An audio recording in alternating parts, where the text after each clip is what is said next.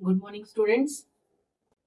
आज से हम क्लास 11th की एनसीईआरटी को स्टार्ट करने जा रहे हैं। ये हमारे से एग्जाम आने वाला है, उसके रिगार्डिंग सबसे पहले मैंने चैप्टर 4 लिया है एनिमल किंगडम, क्योंकि बहुत सारे स्टूडेंट्स को इसमें बहुत ही कंफ्यूजन रहता है, छोटे छोटे डाउट्स होते हैं। तो हम पहले एनसीईआरटी रीडिंग करेंगे, उसके बाद में इसका एक छोटा सा समरी रेडी करेंगे, उसके बाद फिर इसकी पीवाईक्यूज करेंगे। अगर आपको इसका और ज़्यादा डिटेल्ड लेक्चर चाहिए तो फिर आप मुझे कमेंट बॉक्स में कमेंट कीजिए, फिर मैं इसका एक डिटेल लेक्चर भी लेके आऊंगी। बट पहले हम एनसीईआरटी से इसको स्टार्ट करते हैं। आज का हमारा चैप्टर है animal kingdom, basics of classification. किस बेसिस पे इसका क्लासिफिकेशन किया गया है। Second thing is classification of animals. फिर उसके बाद में हम क्लासिफिकेशन करेंगे एनिमल्स का। तो जो जो चीज़ें इसमें इंपॉर्टेंट है उनको मैंने हाईलाइट किया हुआ है ऑलरेडी, ताकि हमारा बहुत ज़्यादा टाइम वेस्ट ना हो। So first thing is basis of classification. In spite of differences in structure and form of different animals, there are fundamental features common to various individuals in relation to the, मतलब किस किस basis पे जो है वो हम चीज़ों को यहाँ पर हमने इनको क्लासिफाई किया है। सो फर्स्ट थिंग इज, पहला क्या है हमारे पास, अरेंजमेंट ऑफ सेल्स, यानी कि सेल्स का अरेंजमेंट कैसा है। Second thing is body symmetry, body symmetry देखेंगे। थर्ड है नेचर ऑफ सीलोम। अब यहाँ पे बहुत सारे बच्चों को जिन्होंने पढ़ लिया है उनका तो ठीक है, बट जो फर्स्ट टाइम पढ़ रहे हैं मे बी उनके लिए थोड़ा सा ये एक नया टर्म हो कि सीलोम क्या होता है। इसको हम अभी यहीं पर एक्सप्लेन करते हैं। Then next is patterns of digestive या digestive system, circulatory and reproductive system. मतलब कि कुछ ये बेसिक चीजें हैं जिनकी बेसिस पे हमने क्या किया है, एनिमल किंगडम में हमने उसको क्लासीफाई किया है। These features are used as a basis of animal classification and some of them are discussed here. अब जैसे सबसे पहला था कि लेवल ऑफ ऑर्गेनाइजेशन क्या रहेगा। अब आता है सबसे पहला वाला, level of organization. Level of organization मतलब कि किस लेवल का वो ऑर्गेनिज्म है, मतलब कि सेलुलर लेवल है, टिश्यू लेवल है, या ऑर्गन लेवल है, या फिर ऑर्गन सिस्टम लेवल है। तो यहाँ पर देखिए सबसे पहले है, though all the members of Animalia are multicellular. जैसे कि हम सभी को पता है कि एनिमेलिया किंगडम के मोस्टली एनिमल्स कैसे होते हैं, मल्टी सेलुलर होते हैं। All of them do not exhibit the same pattern of organization of cells. सब में जो है वो सेम तरीके का बॉडी का ऑर्गेनाइजेशन नहीं है। जैसे कि फॉर एग्जाम्पल हम अगर स्पंजेस की बात करें तो क्या होता है इनमें, the cells are arranged as loose cells aggregates. मतलब यहाँ पे क्या होता है कि ऐसे सेल्स तो बहुत सारी होती हैं, लेकिन उनका क्या है, एक लूज अरेंजमेंट होता है, मतलब कोई पर्टिकुलर शेप नहीं है, कुछ नहीं है। जैसे आपने साइकॉन का एग्जांपल देखा ही होगा एनसीईआरटी में, नहीं देखा तो भी हम आगे देखते हैं। तो यहाँ पर क्या है, मतलब कि सेल्स का ही एक एग्रीगेशन हो जाता है, इकट्ठा हो जाते हैं यहाँ पे बहुत सारे सेल्स, और वही क्या बना लेते हैं, एक ऑर्गेनिज्म का फॉर्मेशन करते हैं। They exhibit cellular level of organization. तो अगर कोई ये पूछे कि स्पंजेस का बॉडी ऑर्गेनाइजेशन कैसा है, तो आप क्या बताएंगे कि वो सेलुलर लेवल के हैं, मतलब कि सेल्स के एग्रीगेशन से मिलके बना है। ये क्या है, aggregate of cells. They exhibit cellular level of organization. Some division of labor activities occur among the cells. मतलब यहाँ पर भी डिवीजन ऑफ लेबर देखने को मिलता है। डिवीजन ऑफ लेबर का मतलब होता है कि हर सेल का एक अपना पर्टिकुलर फंक्शन डिसाइड है कि हाँ तुम्हें ये काम करना है। जैसे किसी को फूड के लिए करना है, किसी को एक्सक्रीशन का, किसी को मतलब रेस्पिरेशन का काम करना है। तो इस तरीके से सारी सेल्स, जितनी भी सेल्स है हमारी, सबका डिवीजन ऑफ लेबर क्या है, ऑलरेडी डिसाइडेड है, मतलब उनकी सारी एक्टिविटीज हैं वो डिसाइडेड है। तो ये सबसे फर्स्ट किसकी बात की है हमने, स्पंजेस की बात की। उसके बाद में नेक्स्ट आता है हमारा सिलेंट्रेट्स। अब सिलेंट्रेट्स की बात करते हैं। सिलेंट्रेट्स में क्या है, the arrangement of cells is more complex. मतलब more complex in the sense कि जो स्पंजेस थे इनसे थोड़ा सा जो है वो क्या है, लेवल यहाँ पे हायर है या एडवांस हो गया है। The arrangement of cells is more complex here. The cells, यहाँ पर क्या है, the cells performing the same function are arranged in tissues, hence tissue level organization. मतलब हमने सबसे पहला क्या देखा, सेलुलर लेवल पे, ठीक है। स्पंजेस में क्या है, सेलुलर लेवल, सेलुलर किस में आ रहा है, स्पंजेस में आ रहा है। आप सभी साथ में कॉपी पेन लेकर बैठिए और जो मतलब मैं यहाँ पे एक्स्ट्रा चीजें लिख रही हूँ, जो अंडरलाइन कर रही हूँ, इसको आप एज इट इज मार्क कर लीजिए। एग्जाम टाइम में यहाँ से आप एक क्विक रिवीजन ले सकते हैं। तो स्पंजेस में क्या था, सेलुलर लेवल। उसके बाद नेक्स्ट आता है हमारा सीलेंट्रेटा। सीलेंट्रेटा में क्या हुआ, थोड़ी सी कॉम्प्लेक्सिटी देखने को मिलती है, more complex in comparison to sponges. और यहाँ पर क्या होता है कि cells performing the same function, मतलब यहाँ पर भी डिवीजन ऑफ लेबर देखने को मिलता है, बस सेल्स क्या है यहाँ पर किसके फॉर्म में अरेंज हो चुकी हैं, टिश्यूज की फॉर्म में। तो यहाँ पर लेवल ऑफ ऑर्गेनाइजेशन क्या होगा, टिश्यू लेवल हो जाएगा। a still higher level of organization that is organ level। अब उसके बाद में जो नेक्स्ट है हमारा थर्ड लेवल आ रहा है, वो क्या है, ऑर्गन लेवल। ये किस में पाया जाता है, प्लेटीहेल्मिन्थेस, जिनको फ्लैटवर्म्स भी कहते हैं। तो वहां पे ऑर्गन लेवल है, ना कि ऑर्गन सिस्टम लेवल है, इसीलिए जनरली एग्जाम में ये पूछा भी जाता है। एग्जाम में ये प्लेटीहेल्मिन्थेस वाला जो है ये जनरली पूछा जाता है। क्यों, क्योंकि बच्चे नॉर्मली ऑर्गन सिस्टम लेवल ऐसे रट लेते हैं, नहीं। बाकी आगे एक फ्लो चार्ट है एनसीईआरटी में, आपने सभी ने पढ़ी है, अभी देखते हैं वहां पे बहुत इसको कंसाइज वे में। तो प्लेटीहेल्मिन्थेस में कैसा हो गया, ऑर्गन लेवल का हो गया। And other higher phyla where tissues are grouped together to form organs. फिर थोड़ा और आगे जब चलते हैं तो जो और हायर फाइला है वहां पर जो ग्रुप है वो अरेंज करके उन्होंने किस चीज का फॉर्मेशन कर लिया है, ऑर्गन्स का फॉर्मेशन कर लिया है। Each specialized for a particular function, और हर एक ऑर्गन जो है वो फिर एक पर्टिकुलर फंक्शन के लिए स्पेशलाइज हो चुका है, specialize for a particular function. In animals like annelids, किस किस की बात हो रही है, कौन कौन से फाइलम, एनिलिडा, अर्थ्रोपोडा और Mollusca, and echinoderms and chordates. मतलब कि अब इन सब में हमें क्या देखने को मिल रहा है, organ system level of organization देखने को मिल रहा है। कहाँ से, एनिलिडा टू कॉर्डेटा।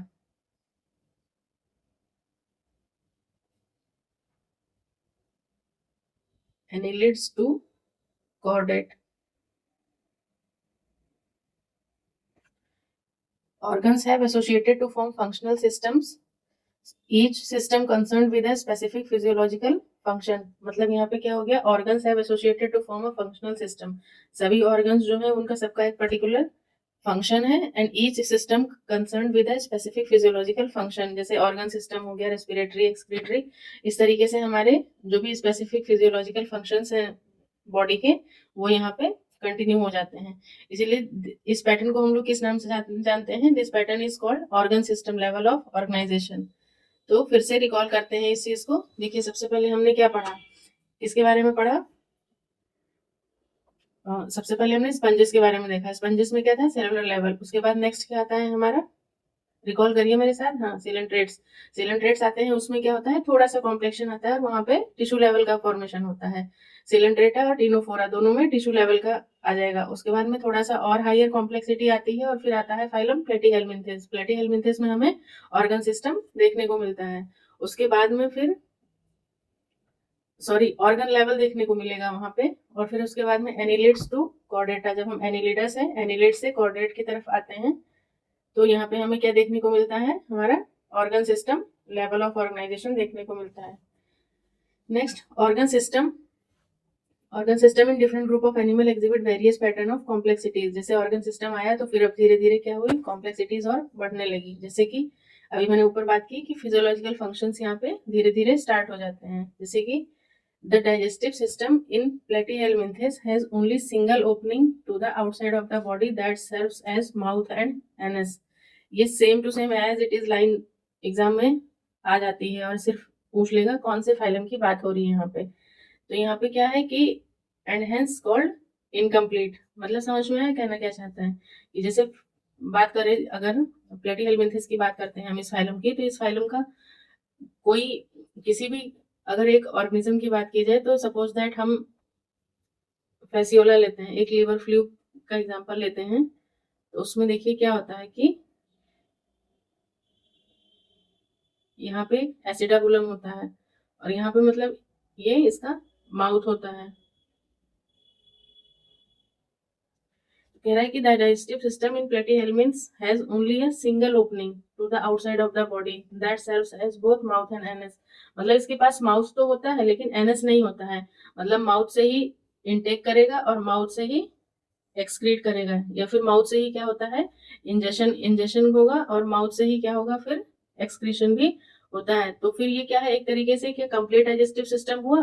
नहीं, इनकम्प्लीट हुआ ना ये, क्योंकि अगर भाई एक तरफ से कोई चीज अंदर आ रही है तो दूसरी तरफ से उसे बाहर भी तो जाना चाहिए, तभी तो वो कंप्लीट होगा। हमारा एलिमेंट्री कैनल या हमारा डाइजेस्टिव सिस्टम की अगर बात की जाए तो हम माउथ से इंजेस्ट करते हैं और एनएस के थ्रू एक्सक्रीट करते हैं। तो हमारा डाइजेस्टिव सिस्टम, ये जो हमारा मतलब है डाइजेस्टिव सिस्टम, वो कंप्लीट डाइजेस्टिव सिस्टम कहलाता है। बट इन केस ऑफ प्लेटीहेल्मिन्थ इनका क्या है, इनकम्प्लीट है। आगे के देखिए क्या लिखा हुआ है, a complete digestive system has two openings. मतलब अगर कंप्लीट डाइजेस्टिव सिस्टम की बात की जाए तो वहां पे हमारे पास दो ओपनिंग्स होनी चाहिए। First one is mouth and second is anus. Similarly circulatory system की अगर बात करते हैं यहाँ पे, तो सर्कुलेटरी सिस्टम में भी क्या होता है, दो तरीके की चीजें देखने को मिलती हैं। सर्कुलेटरी सिस्टम में भी हमें दो तरीके का देखने को मिलता है, two types. First one is open type and the second is close type.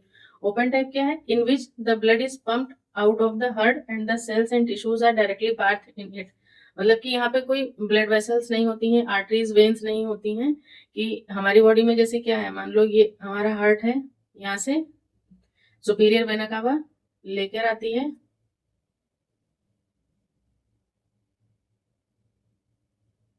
Superior vena cava inferior vena cava जो है वो ब्लड लेकर के आती है, और एओर्टा जो है वो लेकर के जाती है, और हमारे बॉडी में जहां जहां रिक्वायरमेंट होती है वहां दे करके आती है। बट जो लोअर ऑर्गेनिजम्स हैं या जो लोअर फाइला है, वहां पर क्या है, blood is pumped out of the heart. Heart से तो ब्लड डायरेक्ट जाता है, लेकिन वहां पे कोई वेन्स आर्टरीज कैपिलरीज जैसा कोई बहुत अच्छा मॉडिफिकेशन नहीं है, और वहां पे the cells and tissues are directly bath in it. जैसे कुछ ऐसा है इस तरीके से, तो यहाँ पे जो भी और मतलब कि सेल्स और टिश्यूज पड़े हैं तो डायरेक्ट ब्लड आता है, और ये सब लोग क्या कर लेते हैं, इसको यूज कर लेते हैं। तो इसकी एक छोटी सी ट्रिक भी है कि कौन कौन से फाइला ऐसे हैं जहाँ पे ओपन टाइप का ब्लड वास्कुलर सिस्टम या सर्कुलेटरी सिस्टम देखने को मिलता है। तो इसको आप ऐसे याद कर लीजिए, हेमा से H for hemichordata, E for echinodermata, M for mollusca and A for arthropoda. लेकिन मोलस्का में भी एक एक्सेप्शन है, सिफेलोपोडा क्लास जो है उसमें क्लोज सर्कुलेटरी सिस्टम देखने को मिलता है। सिफेलोपोडा, वहां पे हमें क्लोज सर्कुलेटरी सिस्टम देखने को मिलता है, ये एक्सेप्शन है। ये सारी चीजें मैं एक नोट्स के समराइज नोट्स के फॉर्म में आप लोगों को नेक्स्ट वीडियो में कंटिन्यू करूंगी। अगर आप लोग इसे देखते हो और आपको समझ में आता है तो मुझे कमेंट सेक्शन में कमेंट करना। नेक्स्ट है फिर क्लोज टाइप। क्लोज टाइप में क्या होता है, in which the blood is circulated through a series of, मतलब यहाँ पर क्या है, ब्लड जो है वो कैसे फ्लो कर रहा है, through a series of vessels of varying diameters, यानी कि आर्टरीज, वेन्स, कैपिलरीज। मतलब यहाँ पे अलग अलग है, बहुत अच्छा सा डिफ्रेंशिएशन है। जैसे मान लो कि इसको और थोड़ा सा मतलब बहुत ही बेसिक से अगर समझना है, बहुत ही बेसिक से अगर हम देखना चाहते हैं, तो जैसे मान लीजिए कि एक पुअर मैन का हाउस है और एक रिच मैन का हाउस है। तो जो पुअर मैन का हाउस होता है उसमें मतलब बहुत ज्यादा डिफ्रेंशिएशन नहीं होता है कि बेडरूम ये है, लिविंग रूम है, किचन है, वॉशरूम है, इस तरीके से मतलब बहुत डिफ्रेंशिएशन नहीं हुआ। तो अब ये मान लो कि हाँ, मतलब कुछ फाइलम ऐसे हैं जहाँ पे ओपन टाइप है, मतलब चीजें आई और मतलब बस हो गया। बट जो क्लोज टाइप है वहां पे आपको मतलब स्पेसिफिसिटी देखने को मिलती है, वहां पे आर्टरीज, वेन्स और कैपिलरीज की हेल्प से जो है वो चीजें हो रही हैं। नेक्स्ट मूव करते हैं,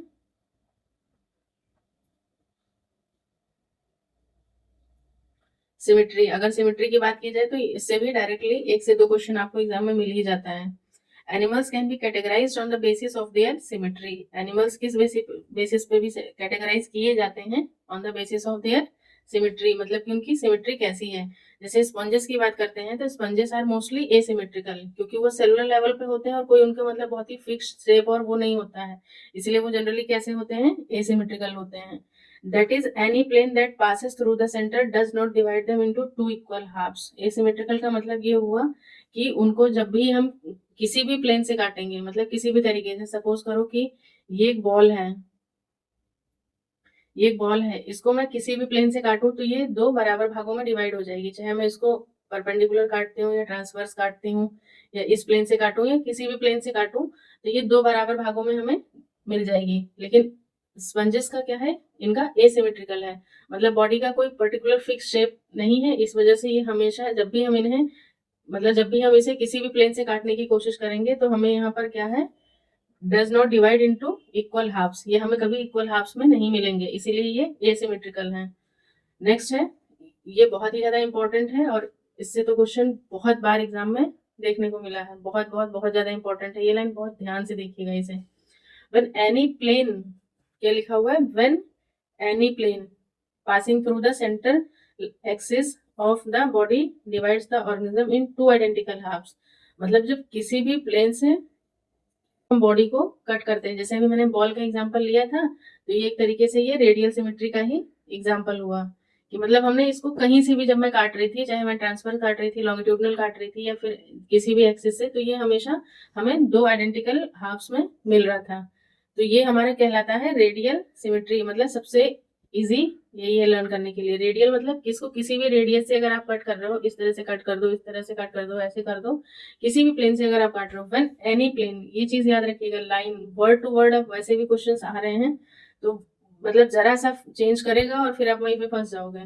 when any plane passing through the central axis of the body, body की सेंट्रल एक्सिस से कोई भी प्लेन अगर डिवाइड मतलब जा रहा है, पास कर रहा है, तो ऑर्गेनिज्म को दो आइडेंटिकल हाफ्स में डिवाइड करता है। तो ये क्या है, हमारा रेडियल सिमेट्री हो जाएगा। रेडियल सिमेट्री का एग्जांपल हमारे पास दो हैं, एक है सिलेंट्रेटा और दूसरा है टिनोफोरा। उसके बाद में और तीसरा भी है जिसमें रेडियल सिमेट्री देखने को मिलती है, इकाइनोडर्म्स। लेकिन इकाइनोडर्म्स में एक एक्सेप्शन हमें ये देखने को मिलता है कि यहाँ पे इसका जो जो लार्वा होता है, इसका लार्वा में हमें बाइलेटरल सिमेट्री देखने को मिलती है, और जो एडल्ट होता है इसका इकाइनोडर्म्स का, उसमें हमें रेडियल सिमेट्री देखने को मिलती है। ये क्वेश्चन भी पूछा गया है, इसको भी नोट कर लीजिएगा। Radial symmetry, coelenterate, ctenophore and echinoderms have this kind of body plan. मतलब स्पंजेस में क्या था, एसिमेट्रिकल थे, और coelenterata, ctenophora, coelenterata, ctenophores and echinoderms में रेडियल सिमेट्री हो गई।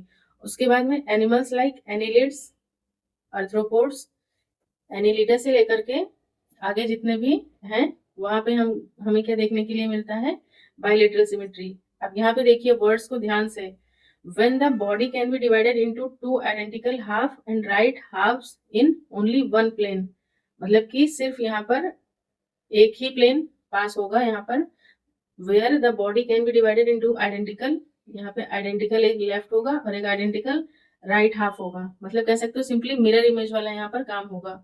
और ऐसी सिमेट्री जो है वो हमें कहाँ देखने को मिलती है, एनिलिडा ऑनवर्ड्स, एनिलिडा, आर्थ्रोपोडा और कॉर्डेट्स वगैरह जो है वो इन सब में इस तरीके की हमें सिमेट्री देखने के लिए मिलती है। अब देखिए जैसे यहाँ पे ये क्या है, एक सी एनिमल का एग्जांपल है।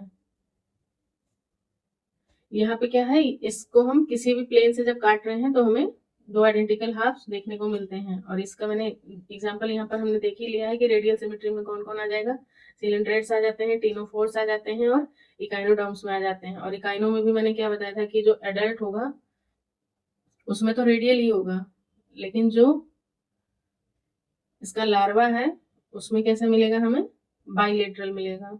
अभी आगे देखते हैं बाइलेटरल क्या है। फिर ये आती है हमारी बाइलेटरल सिमेट्री। बाइलेटरल सिमेट्री में अभी हमने क्या पढ़ा कि मतलब बॉडी को किसी एनी वन प्लेन, ये वर्ड्स हमेशा मतलब मार्क करके रखिएगा, ओनली वन प्लेन, सिर्फ एक प्लेन से जब हम क्या कर रहे हैं, बॉडी को कट कर रहे हैं, तो हमें आइडेंटिकल। अब देखिए ये इसका क्या है, ये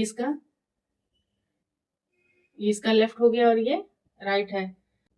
अब यहाँ पे क्या है, दोनों पार्ट्स जो हैं ये दोनों एकदम सेम टू सेम आइडेंटिकल हैं। अब अगर इसको हम इस तरीके से काटेंगे तो क्या इक्वली डिवाइड हो पाएंगे, नहीं।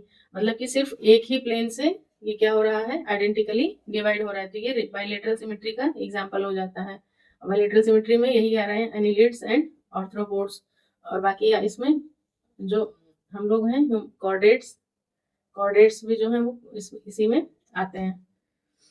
उसके बाद नेक्स्ट आगे चलते हैं, डिप्लोब्लास्टिक एंड ट्रिप्लोब्लास्टिक। अब यहाँ पर ये चीज थोड़ा सा वो लग रही होगी कि क्या है डिप्लो ट्रिप्लो, तो आप सभी ने पढ़ा है, सबको पता होगा कि फर्टिलाइजेशन के बाद में क्या बनता है, जाइगोट। जाइगोट के बाद में 16 सेल्ड स्टेज 8 to 16 क्या होता है, मोरूला। मोरूला के बाद क्या बनता है, ब्लास्टुला। और ब्लास्टुला के बाद में फिर क्या होता है, यहाँ पे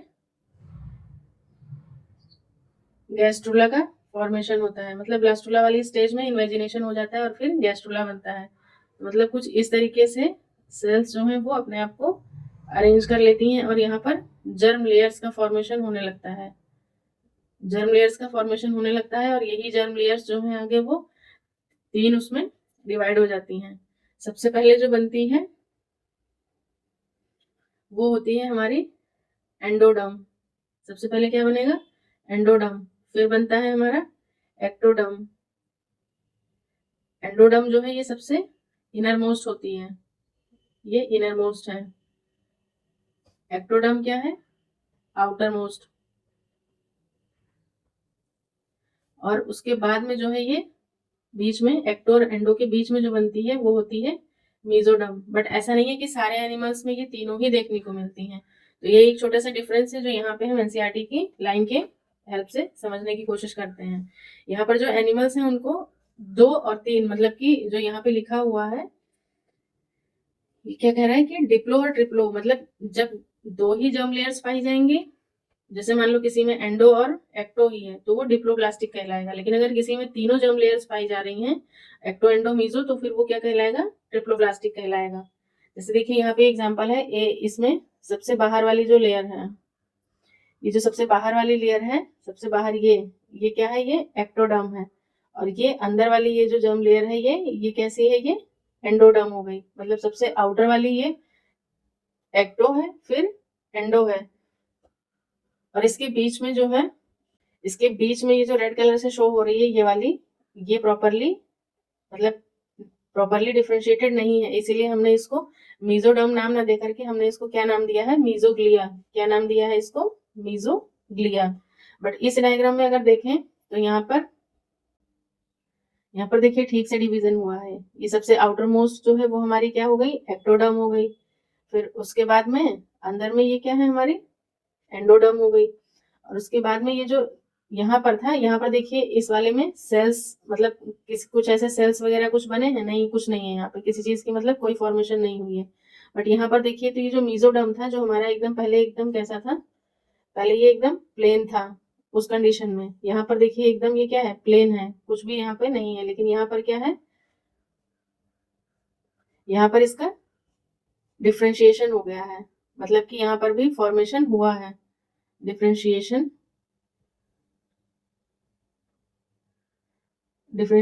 हो चुका है यहाँ पे। और ये इसने क्या बना लिया है? अब ये किस में कन्वर्ट हो गई है? मीजोडर्म, जो कि हमारी क्या है? थर्ड जर्म लेयर है। ठीक है, आई होप ये डिफरेंस आपको यहाँ पे क्लियर होगा। डिप्लोब्लास्टिक मतलब डाई है, डिप्लो डिप्लो मतलब 2, जहाँ पे 2 जर्म लेयर्स होंगी। एक्टो एंडो ही होगी, मीजो हमेशा सबसे लास्ट में बनती है। तो जैसे जैसे कॉम्प्लेक्सिटी ऑफ ऑर्गेनिजम्स मतलब देखने को मिलेगा, उसी तरीके से इन जर्म लेयर्स का भी फॉर्मेशन होता है। और जब तीनों पाई जाएंगी तो वो एनिमल कैसा कहलाएगा? ट्रिप्लोब्लास्टिक कहलाएगा। अब हम देखते हैं एनसीईआरटी क्या कहती है। एनिमल्स इन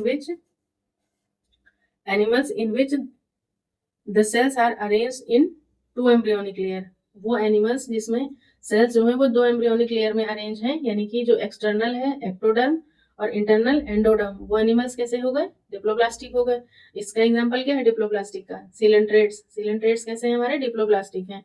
लेकिन एन अनडिफरेंशिएटेड लेयर मीजोग्लिया, ये क्वेश्चन पूछा गया है, बहुत बार पूछा गया है एग्जाम में, इसलिए बहुत ध्यान से इसको देखिए और साथ साथ में नोट करते रहेंगे तो आप लोगों के लिए अच्छा रहेगा। क्या पाया जा रहा है यहाँ पे? मीजोडर्म होना चाहिए था, मतलब डिफरेंशिएशन अगर हो जाता है, यहाँ पे लाइन क्या लिखा है? अनडिफरेंशिएट, मतलब प्रॉपर डिफरेंशिएशन नहीं हुआ है। तो जो अनडिफरेंशिएटेड लेयर पाई जा रही है, मतलब ऐसे देखा जाए तो 3 हमें यहाँ भी दिखाई दे रही है, 3 लेयर्स हमें यहाँ भी देखने को मिल रही है, बट ऐसा नहीं है। जो मीजोडर्म है हमारा, मतलब जो मीजोडर्म वाली जगह पे जो लेयर है वो अनडिफरेंशिएटेड है, वो प्रॉपरली डिफरेंशिएट नहीं हुई है कि वो मीजोडर्म कहलाए। तो वो क्या होता है? Undifferentiated layer mesoglea is present in between ectoderm and endoderm. और ये कौन से फाइलम में हमें देखने को मिलता है? सीलेंट्रेट्स में देखने को मिलता है। ठीक है, आई होप यहाँ तक क्लियर होगा। अब नेक्स्ट है those animals in which the developing embryo has a third germinal layer. मतलब जहाँ पे थर्ड जर्मिनल लेयर जो हमारी मीजोडर्म थी वो फुल्ली डेवलप हो जाती है, तो वहां पर किसके बीच में? एक्टो सबसे बाहर और एंडो सबसे अंदर वाला, तो वो एनिमल्स कैसे कहलाते हैं? ट्रिप्लोप्लास्टिक कहलाते हैं।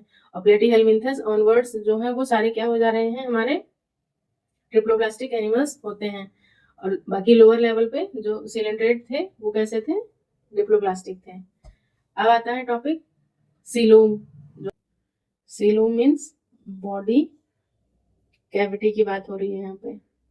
अब देखिए यहाँ पर भी 3 तरीके का होता है। एक होते हैं सीलोमेट्स, फिर एक है सीडोसिलोमेट्स और एसिलोमेट्स एनसीईआरटी के अकॉर्डिंग।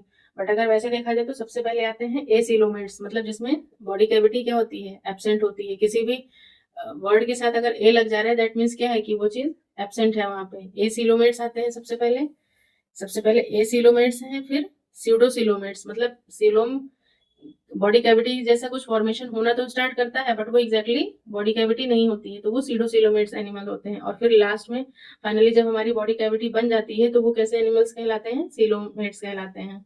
अब देखते हैं यहाँ पर भी ज्यादा कुछ नहीं, वही तीनों जर्म लेयर्स की ही वजह से यहाँ पर थोड़ा सा डिफ्रेंशिएशन होता है। प्रेजेंस और absence of a cavity between the body wall and gut wall is very important in classification. मतलब सीलोम की अगर आपसे डेफिनेशन कोई पूछता है सिंपली तो आप क्या बताएंगे कि प्रेजेंस और absence of a cavity between the body wall and gut wall is very important in classification. अब जैसे मान लीजिए हमारी ह्यूमन बॉडी है, तो ह्यूमन बॉडी का एग्जांपल अगर हम लेते हैं,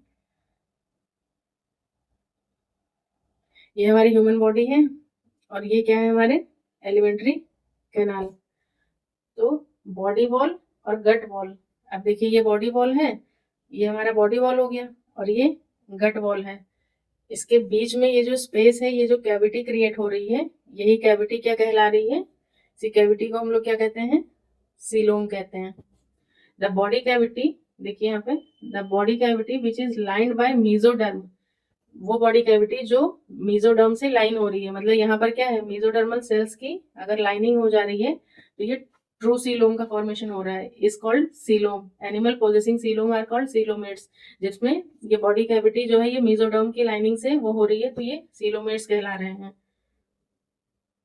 एग्जाम्पल कौन कौन से एनिमल्स हैं यहाँ पे, एनिलिडा ऑनवर्ड्स, ये सारे क्या है हमारे सीलोमेट्स हैं। उसके बाद में in some figure body cavity is not lined by mesoderm, instead the mesoderm is present as scattered pouches. अब मेसोडर्म जो है वो कैसे प्रेजेंट है, स्कैटर्ड पाउचेस की फॉर्म में प्रेजेंट है। जैसे यहाँ पर देखिए ये एक्टो था, ये एंडो हो गया, ये क्या था हमारा एक्टोडर्म, ये क्या था एंडो था, और ये क्या था मेसोडर्म। मेसोडर्म वाला जो एरिया था यहाँ पर अगर सही तरीके से देखा जाए तो यहाँ पर देखिए ये इस वाले फिगर में देखते हैं हम, ये जो कैविटी थी ये मतलब ये बॉडी वॉल हो गया, सॉरी ये बॉडी वॉल था, ये बाहर बॉडी वॉल हो गया, और ये अंदर वाला ये क्या है एलिमेंट्री कैनाल हो गया। और उसके बाद में दोनों के बीच में देखिए मेसोडर्म जो है वो यहाँ पर भी अच्छे से लगी हुई है और इसके साथ भी ये ऐसे अच्छे से लगी हुई है, तो ये ट्रू सीलोमेट मतलब ट्रू सीलोम कहलाएगा। और ये ऐसे एनिमल्स क्या कहलाते हैं, सीलोमेट्स कहलाते हैं। इनके एग्जाम्पल मैंने यहीं पे लिख दिया है कि कौन कौन किस किस फाइलम में देखने को मिलेगा, annelida, mollusca, arthropoda, echinodermata, hemichordata and Chordata.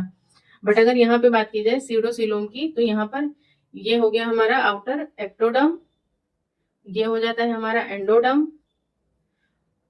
ये एक्टोडर्म हो गया, ये एंडोडर्म हो गया, और ये क्या है, ये मेसोडर्म है, ये मेसोडर्म वाला पोर्शन है। Let me change the colour, ये क्या है, ये मेसोडर्म वाला एरिया है। तो मेसोडर्म वाले एरिया में सही तरीके से देखा जाए तो क्या होना चाहिए था कि जो हमारी थर्ड लेयर थी मेसोडर्म, वो अगर यहाँ पे ऐसे बनता, ऐसे ऐसे ऐसे दोनों तरफ से, तब तो ये सीलोमेट्स कहलाते हैं। लेकिन यहाँ पर क्या है, बनने की कोशिश तो की गई है, ये देखिए ऐसे मेसोडर्म ने बनाया है, लेकिन कैसा है, स्कैटर्ड है, मतलब स्कैटर्ड पाउचेस की फॉर्म में प्रेजेंट है। यही लाइन टू लाइन मतलब एकदम से याद रखिए कि स्कैटर्ड पाउचेस जब भी कहता है कि एक्टो और मेसो के, एक्टो और एंडो के बीच में है, तो वो कौन से फाइलम की बात कर रहा है, वो हमेशा एस्केहेलमिंथस की बात हो रही है।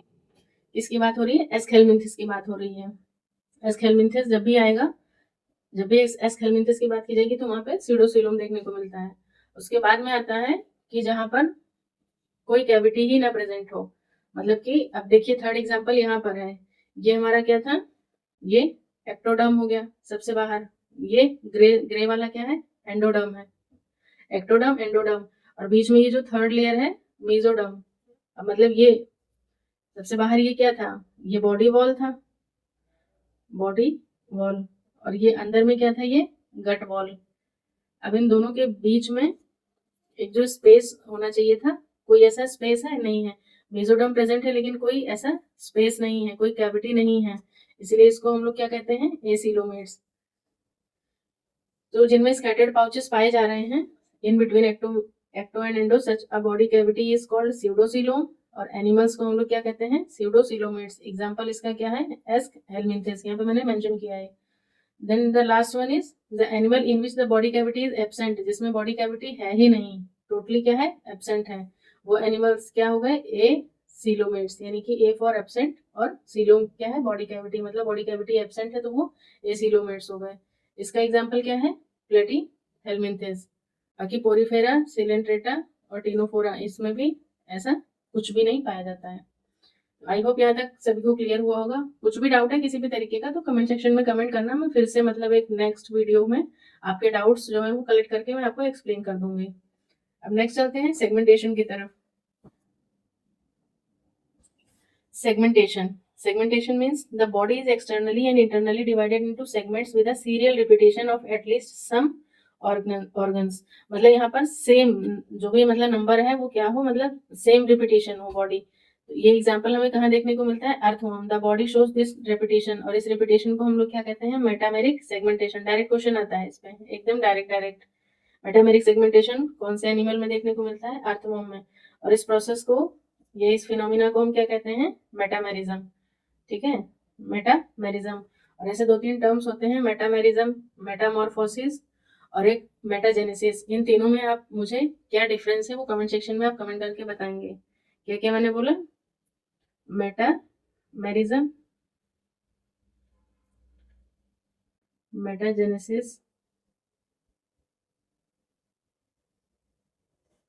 और थर्ड है मेटामॉर्फोसिस।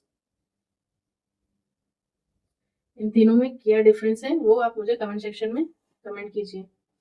उसके बाद आती है हमारी नोटोकॉर्ड की। नोटोकॉर्ड क्या है, नोटोकॉर्ड इज अ, सबसे पहले तो इसका ये क्वेश्चन है, डायरेक्ट, एकदम डायरेक्ट क्वेश्चन है। नोटोकॉर्ड क्या है, मेसोडर्मली, ओरिजिन में कैसा है, ये मेसोडर्मल है। अगर हार्ट की बात की जाए तो हमारा हार्ट क्या है, वो भी मेसोडर्मल ओरिजिन का है। और हार्ट, ये नोटोकॉर्ड क्या है, ये भी मेसोडर्मली derived rod like structure formed on the dorsal side. Dorsal ventral आपको अच्छे से क्लियर हो गया होगा, जिनको नहीं पता है, जिन बच्चों को, वो मेरे चैनल पे एक वीडियो है, उसमें कुछ इंपॉर्टेंट टर्मिनोलॉजी करके मैंने दिया हुआ है, वहां पे मैंने सारी चीजों को समझाने की कोशिश की है, जैसे डॉर्सल वेंट्रल क्या होता है, इंटीरियर पोस्टीरियर क्या होता है, ओरल एबोरल, इस तरीके से आप वहां पे जाकर के उसको देखिए, क्योंकि वो बहुत बेसिक चीजें हैं। जब तक आप वो नहीं समझोगे तब तक आप फिर आगे ऐसे पढ़ोगे और फिर ये चीजें, यही सारे टर्म्स जो है वो आपको परेशान करेंगे। So formed on the dorsal side during embryonic development in some animals with notochord. जिनमें नोटोकॉर्ड होती है वो क्या कहलाते हैं, कॉर्डेट्स कहलाते हैं, और जिसमें नोटोकॉर्ड नहीं होता है, नोटोकॉर्ड जैसा स्ट्रक्चर, वो क्या कहलाते हैं, नॉन कॉर्डेट्स। जैसे पोरीफेरा से लेके इकाइनोडर्म्स तक जो क्या है वो मतलब कि नॉन कॉर्डेट्स है, मतलब रीढ़ की हड्डी जिसमें पाई जाती है वो क्या कहलाएंगे, कॉर्डेट्स, और जिसमें नहीं पाई जाती है वो नॉन कॉर्डेट्स।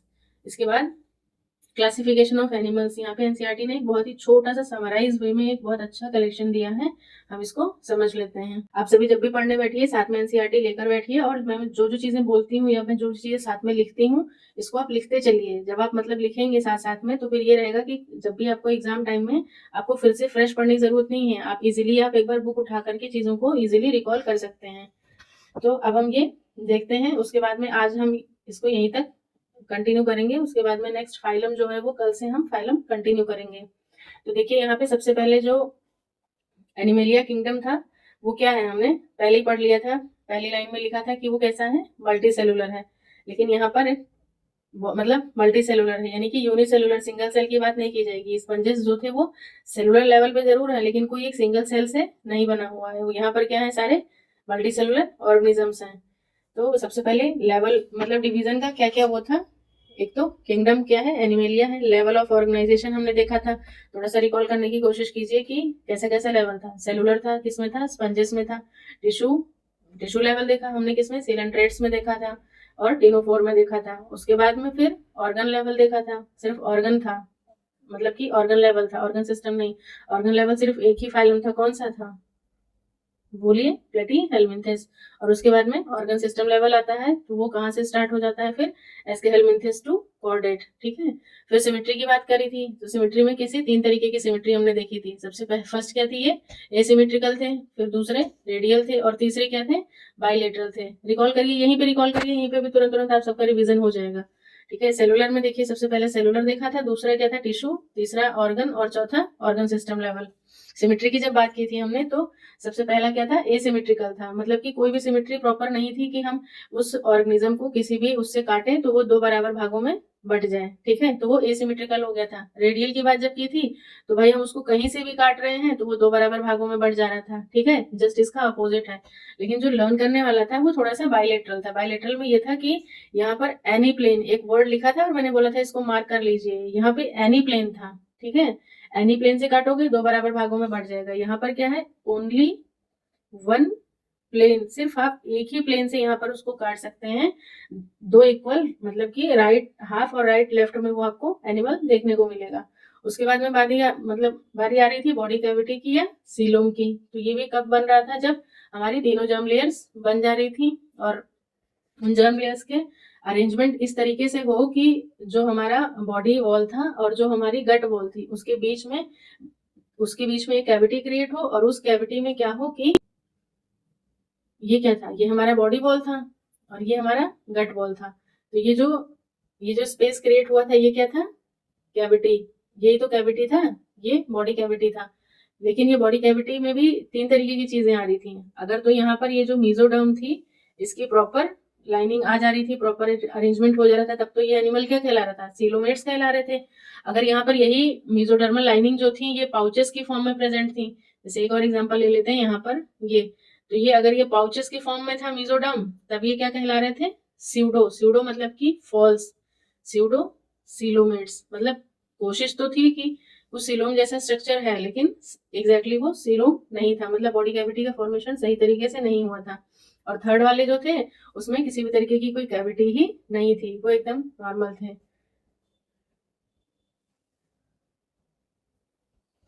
तो एसिलोमेट्स यहाँ पे कुछ भी ऐसा नहीं था और एसिलोमेट्स में तीन एग्जांपल आ रहे थे जैसे कि पोरीफेरा, क्योंकि यहाँ पर भी वैसा कुछ नहीं है, इतना ज्यादा एडवांस कैरेक्टर डेवलप नहीं थे एसिलोमेट्स में। पोरीफेरा, सिलेंट्रेटा, इसी को नाइडेरिया भी कहते हैं, नाइडेरियंस और टीनोफोरा, ये तीनों एसिलोमेट थे। और फिर चौथा जो है हमारा प्लेटीहेलमिंथेस, ये भी हमारा एसिलोमेट्स, मतलब कि एसिलोमेट्स की बात की जाए तो हमारे पास चार फाइलम है जो एसिलोमेट्स हैं। और फिर जब एक स्कैटर्ड पाउचेस की बात हो रही थी, बस यही वर्ड ही याद रखना आप लोग, स्कैटर्ड पाउचेस। और ये स्कैटर्ड पाउचेस कौन बना रहा था, मीजोडर्म की लेयर बना रही थी, तो वो एक ही एग्जाम्पल है, वो कौन है एस्केहेलमिंथेस। और उसके बाद में जब बारी आती है फिर ट्रू सीलोम, जहाँ पे एग्जैक्टली में सीलोम प्रेजेंट था, मतलब मेसोडर्मल लाइनिंग जो थी वो गट वॉल और बॉडी वॉल के साथ सही तरीके से लगी हुई थी, तो वो सीलोमेट्स हैं। और वहां पर भी फिर दो तरीके से आगे डिवीजन हो जाता है सीलोमेट्स का, एक होते हैं साइजो और एक होते हैं एंटीरो, साइजोसीलोमेट्स और एंटीरोसीलोमेट्स। जो साइजोसीलोमेट्स हैं उसमें एनिलिडा, अर्थ्रोपोडा और मोलस्का आ जाएगा, इसको भी हम आगे डिटेल में देखेंगे बाद में। और एंटीरोसीलोमेट्स की जब बात की जाए तो इकाइनोडर्मेटा, हेमिकॉर्डेटा और कॉर्डेटा आ जाता है। तो ये था आज तक का, इसको हम यहीं तक कंटिन्यू करते हैं। यहाँ पे देखिए जो चीज मैंने पहले ही बता दिया है कि इकाइनोडर्मेटा एग्जिबिट रेडियल, मतलब कि जो उसका एडल्ट है उसमें कैसी होगी रेडियल सिमेट्री देखने को मिलती है, लेकिन जो उसका लार्वा होता है उसमें क्या होता है बायलेटरल सिमेट्री देखने को मिलती है, ठीक है। तो ये कुछ चीजें हो गई, आप इसको एक बार पढ़िए, नहीं समझ में आता है मुझे कमेंट सेक्शन में तुरंत कमेंट कीजिए कि हाँ यहाँ पे ये चीज हमें नहीं समझ में आई है, हम उसको नेक्स्ट वीडियो में तुरंत कंटिन्यू करेंगे। और बाकी कल से आप सभी पोरीफेरा पढ़ के आइएगा, हम इसको पोरीफेरा को फाइलम वाइज कंटिन्यू करते हैं। और सभी बच्चे मुझे कमेंट सेक्शन में जो भी 10 फाइलम्स हैं उनके नाम आप मुझे नाम के साथ में एक एक स्पेशल कैरेक्टर लिख करके आप कमेंट कीजिए, बिना देखे, देखना नहीं है, पहले आप लेक्चर देखिए समझ में आ जाए, उसके बाद में फिर आप मुझे लिख के भेजिए, 10 के 10 लिखना है और उनका एक पर्टिकुलर, सबका एक पर्टिकुलर एक एक कैरेक्टर जो आपको मतलब पता है अब तक। बाकी फिर हम कल से जब पढ़ेंगे तो फिर हम कंटिन्यू करते हैं इस चीज को। Okay, thanks for watching.